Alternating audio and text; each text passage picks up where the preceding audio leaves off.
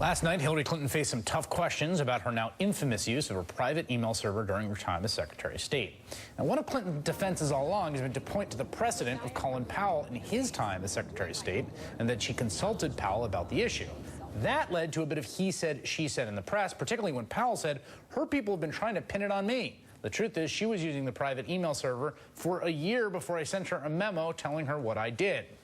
But last night, just prior to the Commander-in-Chief Forum, Congressman Elijah Cummings released those emails between Clinton and Powell written in January 2009, just as she was about to begin her tenure as Secretary of State.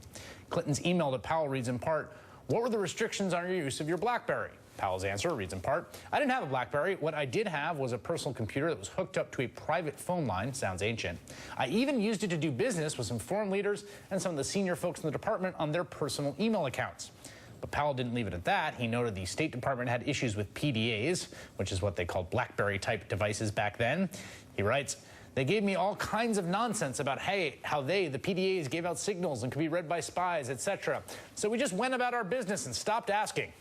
I had an ancient version of a PDA and used it."